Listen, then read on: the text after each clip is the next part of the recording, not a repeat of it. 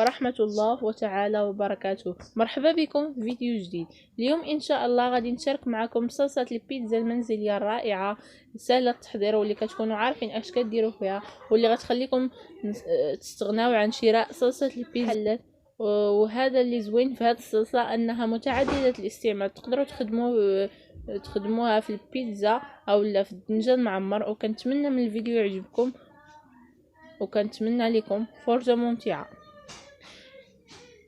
غنحتاجو لهاد الصلصة فلفلة اللي تكون حمرا مزيان، غادي نحتاجو بصلة اللي تكون متوسطة، ثم غنحتاجو 5 حبات يكونوا كبار ديال المطيشة، تكون شوية طايبة وتكون حمراء. ونحتاجو ايضا جوج فصوص ديال الثوم. غناخدو كسرونه اللي غنحطو فوق النار، وغنقطعو فيها الخضره ديالنا. غنقطعو الفلفله، اما بالنسبه للفلفله ما غاديش نديروها كامله، لان صلصه البيتزا كنبغيو دائما المطيشه هي اللي تكون باينه، ما نكثروش من المكونات الاخرى، نستافدوا غير من القيمه ديالهم. بالنسبه الى كنتو غديروها في المجمد نفس المراحل لكن بدون توابل، لكن انا غنستخدمها في هاد الايامات، فغادي نضيف شويه ديال الملح باش هكا تنزل لي الخضره وطيب دغيا. فما غاديش نضيف حتى قطره ديال الماء، العافيه تكون مهيله ونغطي عليها. كما كتشوفوا طلقات غير الماء ديالها، ما احتاجيتش نهائيا نضيف الماء، مع التحريك فتره لفتره. مهم ها هي طابت، نخليها تبرد باش نطحنها. من بعد ما بردات خديت الفاشوار ديالي. من الافضل ما ديروش في الخلاط الكهربائي، لان الخلاط الكهربائي ما كيبقاش ليها اللون الاصلي. الا ما كانش عندكم الفاشوار تقدروا ديروا الطحانه ديال اليد. هنا غادي نطحنها مزيان. من بعد ما طحناها كيبقى اللون الاحمر ديال صلصه البيتزا ديال المحلات جاهزه.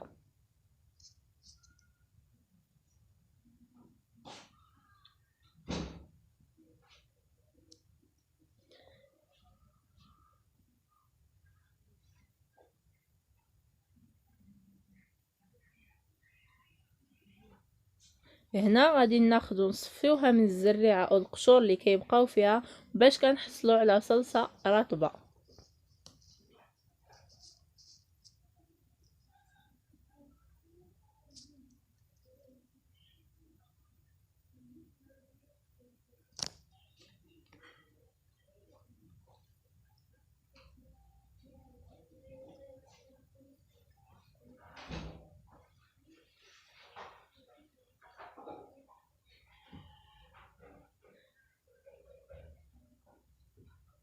من بعد نديروها فوق النار اللي تكون مهيله.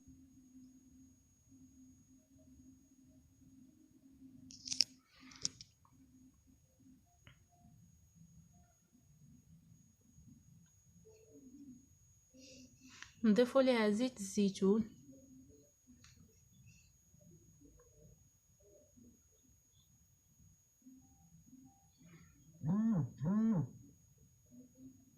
شويه ديال الفلفل الاسود، شويه ديال السكنجبير، شويه ديال التحميره.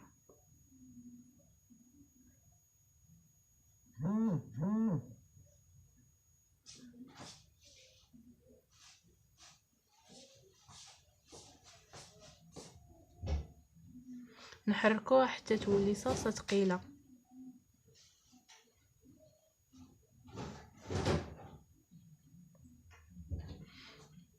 هنا كما كتشوفوا وصلت للقوام اللي بغيت، ولات صلصه ثقيله. نخليوها تبرد. قبل ما نخليوها تبرد وهي سخونه نضيفوا ليها الزعتر ونحركوها ونخليوها تبرد.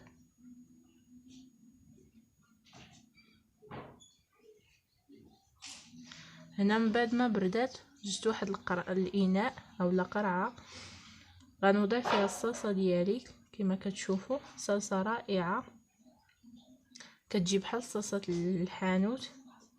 الا بغيتو تحتفظوا بها في الثلاجه اولا ديروها في المجمد.